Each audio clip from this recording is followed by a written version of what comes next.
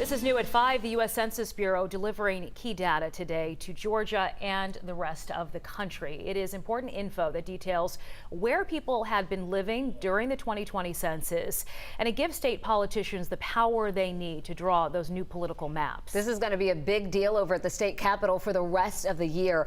11 Alive's Doug Richards is following this for us, and he's joining us now live. Doug?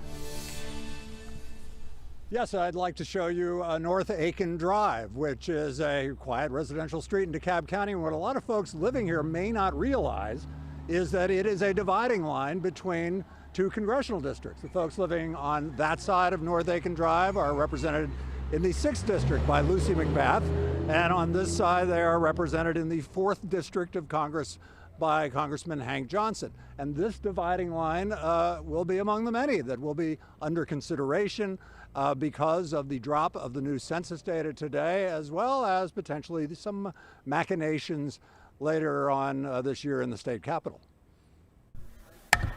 Republican House Speaker David Ralston will be among the politicians at the Capitol eyeball deep in redistricting. Republican majorities in the House and Senate have shrunk in recent elections, and the GOP can use redistricting to shore up its control of the state legislature. But certainly the incentive is there for them to continue to engineer maps that hold on to the majority power. No matter who is in power, Democrats or Republicans, they all tend to put their thumb on the scale. Georgia will have to redraw 250 districts, 180 of them in the State House of Representatives, 56 in the State Senate, and 14 in Congress. The number of districts won't change, but the shapes will, with voters moved in and out of certain districts at the discretion of the legislature's Republican majority. An organization called Fair Districts Georgia plans to tie in voting data with its own copy of the new census data to produce frameworks for maps its founders say will be impartial.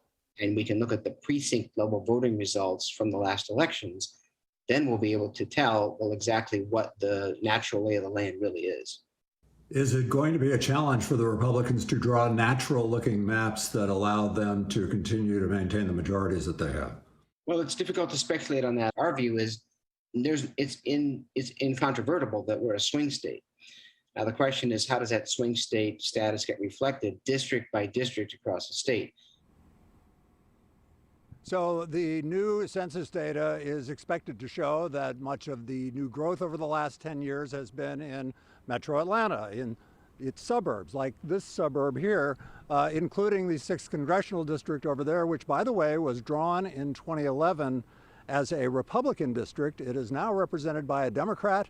It is among the many districts that will get a lot of scrutiny as this redistricting thing starts to ramp up here over the next few weeks.